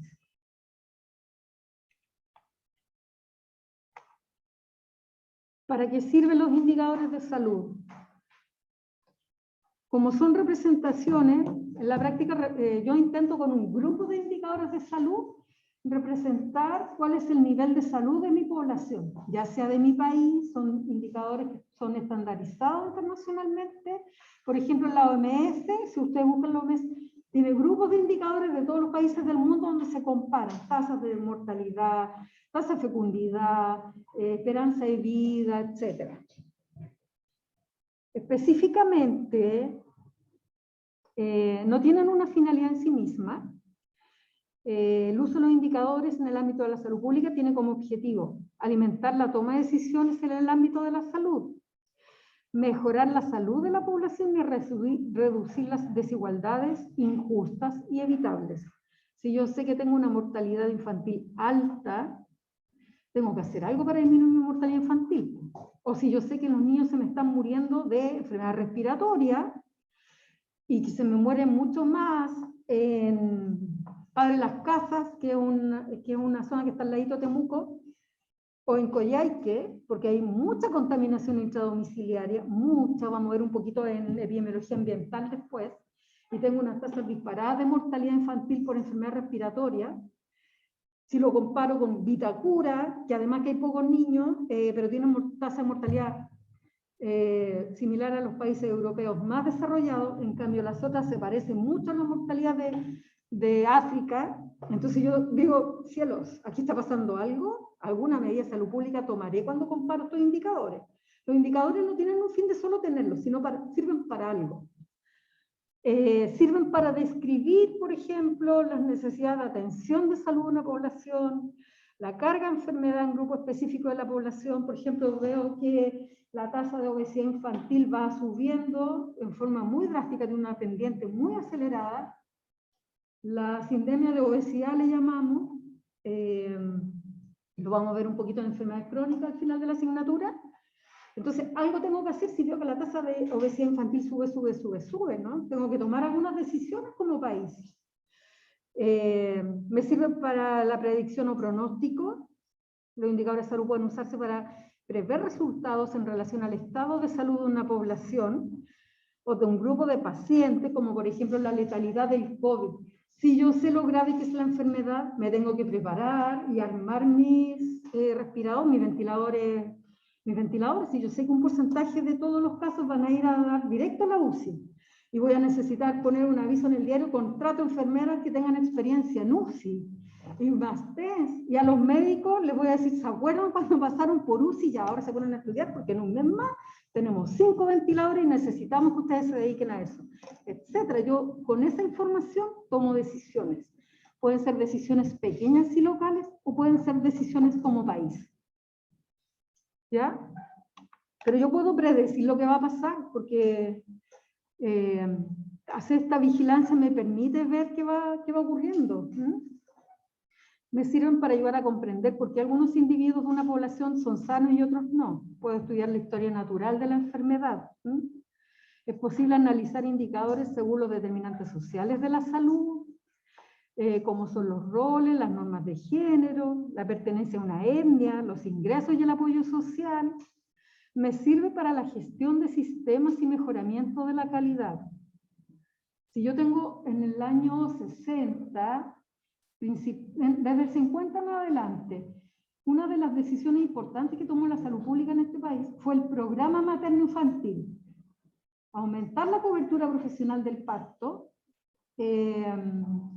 la anticoncepción y todos los programas que tienen que ver con mejorar la salud materno-infantil. Eso hizo que comenzara a bajar en forma muy importante la mortalidad materna y la mortalidad infantil. Son grandes decisiones que se tomaron y que fueron buenas decisiones. Nuestro país tiene indicadores de salud comparables a países muy desarrollados con mucho más ingreso per cápita. Pero la salud pública en nuestro país, a pesar de todas las cosas que las debilidades que tiene un buen nivel de salud pública. Es comparable a países con menos ingresos. Eso gracias a medidas de salud pública. Tenemos súper alto índice de cobertura de vacunación, a pesar de los grupos antivacunas. Entonces tenemos mejores condiciones incluso que países más desarrollados. Pero tenemos otros problemas, que este nivel de salud no es parejo para la población. Entonces ahí tenemos unos hoyitos que nos ha costado. Pero también nos pasa otra cosa, que nos cuesta mirar hacia dónde vamos. Hoy ya tenemos un país que va envejeciendo drásticamente, con niños que cada día tienen más obesidad y que van a ser diabéticos. De hecho, aquí en el centro médico controlamos unos niñitos de 10 años hipertensos y diabéticos, chiquititos, y llegan aquí al centro médico, que los ven sus compañeros de los cursos superiores. Y no estamos viendo la cantidad de enfermedades y factores de riesgo de enfermedades crónicas. Ya no estamos en la enfermedad de infección. Bueno, el COVID nos cambió un poco el escenario, pero las enfermedades crónicas son nuestro problema. Entonces, como país, hoy día tenemos que decidir otra cosa. Ya no es lo materno-infantil, cada día nacen menos niños, sino dediquémonos a las enfermedades no transmisibles. ¿Cómo controlamos la hipertensión? ¿Cómo controlamos los diabéticos? ¿Cómo mejoramos la atención para que no haya tanto pie diabético? Etcétera. Entonces, ahí uno tiene que mirar lo que tiene y hacer esos kits. Son medidas como de estado. Y finalmente me sirve para evaluar lo que estoy haciendo. ¿Está resultando o tengo que cambiar mi mirada? Ya. Eso sería.